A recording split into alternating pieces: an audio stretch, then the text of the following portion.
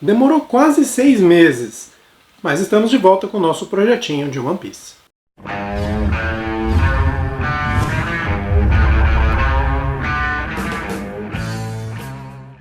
Salve galera, eu sou Dan Falter e hoje, como anunciado, nós vamos falar da nossa leitura conjunta de One Piece. No ano passado eu fiz a leitura dos 3 primeiros volumes, o que equivale a esse encadernado número 1. Porém, eu não consegui fazer esses vídeos antes, porque eu não consegui encontrar esse volume 2 num preço acessível. Eu até poderia ter comprado as edições avulsas, mas como eu resolvi fazer a coleção 3 em 1, não faria sentido eu fazer isso. Então eu tive que aguardar por um relançamento dessa versão aqui. Mas calma, eu já estou correndo atrás da 3ª edição, da 4ª edição, assim eu já vou deixar aí mais um semestre ajeitado para a gente não passar por isso de novo. Sempre lembrando que esse vídeo aqui contém spoilers, porque essa é uma leitura conjunta e aqui a gente vai sim discutir o que está acontecendo na história, porque senão não faria muito sentido dar apenas uma pequena sinopse e dizer se eu gostei ou não. O vídeo teria 2 minutos. Então, aqui tem spoilers. Se você não leu ainda, se você não assistiu o anime, se você é sensível a spoilers, pare esse vídeo já. Se você não tem problema com spoilers, ou já fez a leitura, ou já assistiu o anime, então continua comigo. One Piece número 4 vai cobrir ali os capítulos de 27 a 34 do mangá original. E ele vai mostrar pra gente a aventura onde o grupo, formado por enquanto por Luffy, Zoro e Nami, vai lá para o vilarejo onde está o Usopp. E nesse vilarejo eles descobrem que o Usopp tem ali uma amiga, a Kaia. E essa amiga está ali correndo um grande perigo, já que um pirata disfarçado de mordomo está ali planejando o assassinato dessa menina para ficar com tudo que ela tinha. Ela é ali a herdeira de uma família rica.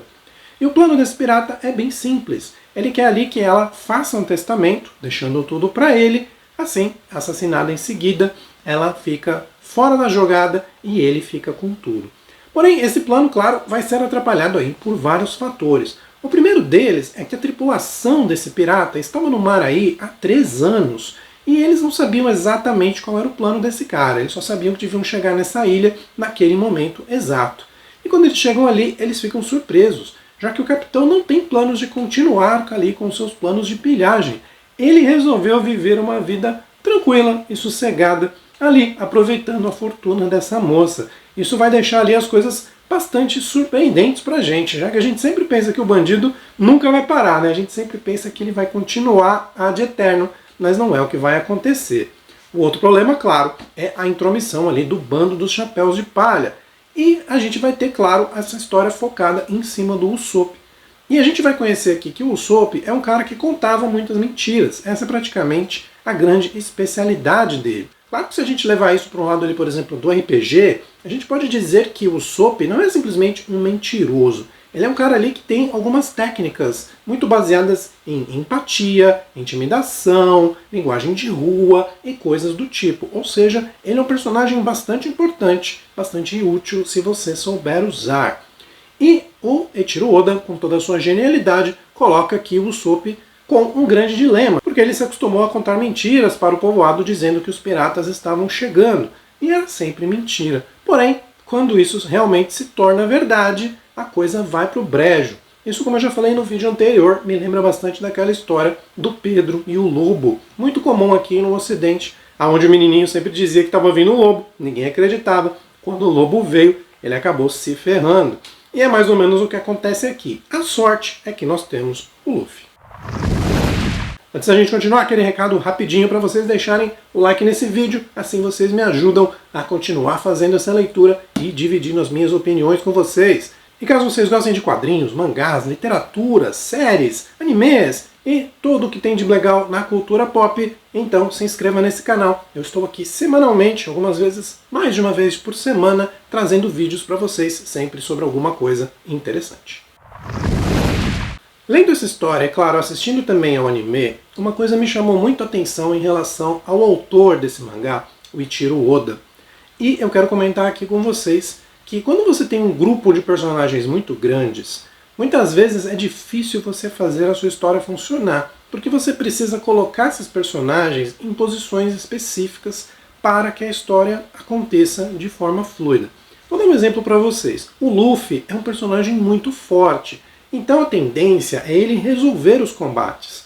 Então se você deixar o Luffy sempre na frente, ele vai resolver a maioria dos combates e a história vai perder um pouquinho da graça.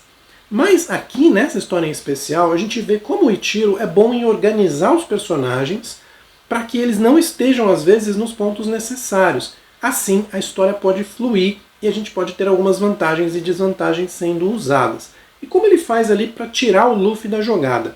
Ele faz de uma forma muito simples. Ele simplesmente coloca o Luffy do outro lado da ilha. Mas como que ele faz isso? De uma forma muito simples e aproveitando aqui a característica do personagem. O Luffy, apesar de ser um cara muito forte, ele é um cara muito bondoso. E de certa forma ele é meio bobão, ele é muito ingênuo. Então quando o Usopp diz para ele ir para o norte, ele simplesmente sai correndo. E você imagina que ele sabe o que está fazendo. Porém, ele corre que nem um louco e chega a algum lugar e fica lá parado pensando: peraí, mas para onde que era para eu ir mesmo?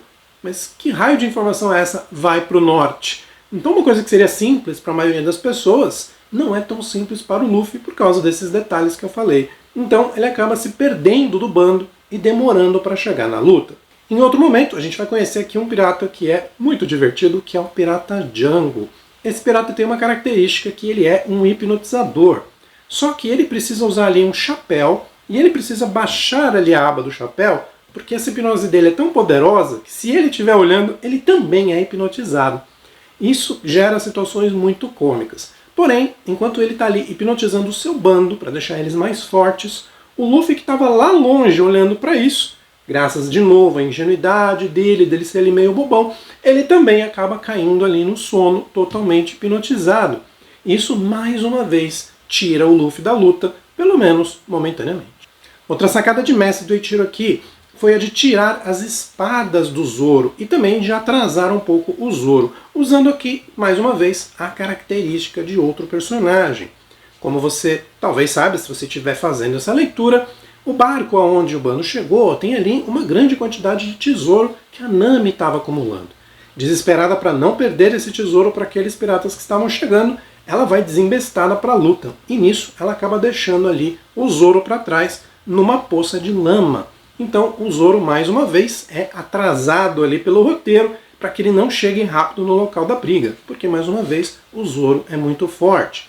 Em outro momento também, um personagem tira as espadas de Zoro, deixando ele ali um pouco menos combativo. Dessa vez, Nami acaba indo lá e recuperando as espadas para ele. Então ela meio que se desculpa e paga ali a sua dívida por ter deixado ele numa má situação um pouquinho atrás. Esse volume aqui basicamente vai tratar desse combate. A gente vai ter a maioria dele mostrando a chegada dos piratas na ilha, o posicionamento desses personagens e o combate. A chegada do Capitão Kuro ali ao combate, a chegada de outros personagens que ainda estavam dentro do barco e a chegada da própria Kaia. Então o autor está preparando para a gente o clímax que vai vir ali na próxima edição. E claro, eu tenho que dizer para vocês o que eu achei dessa edição, não é mesmo? Bom, falando de parte técnica, eu não tenho nenhuma reclamação. Eu diria até que a gente percebe nitidamente a evolução do Ichiro Oda. Ele está arriscando mais aqui. Se nos primeiros volumes os quadrinhos eram um pouco mais padronizados, as poses eram um pouco ali mais padrão, aqui ele já está usando ângulos diferentes, usando algumas ampliações, trabalhando melhor ali os golpes do Luffy. E isso é apenas o número 4, para a gente ver o quão rápido esse cara evoluiu. A parte técnica aqui é praticamente perfeita e a nota dela é 4,5. E essa vai ser a mesma nota pessoal que eu vou dar também. Esse é um volume muito legal, ele é baseado principalmente ali na luta, ele deixa um gancho para o próximo e a gente se diverte como se divertiu em todos os outros. Não é perfeito, mas é quase. Então por isso, nota 4,5. E vocês, galera, vocês leram esse volume? Vocês assistiram o anime? O que vocês acham desse arco do Usopp? Eu vi algumas pessoas dizendo que não gosta desse arco, principalmente ali daqueles dois personagens que vêm do barco ali para lutar, um muito magrinho e o outro gordinho. O pessoal parece não ter gostado muito desse arco. Eu lembro quando eu assisti o anime, que eu gostei muito, e estou gostando mais uma vez lendo aqui o mangá. Mas quero saber a sua opinião. Você gosta desse arco? Coloca aí nos comentários. Eu leio sempre, respondo quando possível. Um abraço para todos e até o próximo vídeo.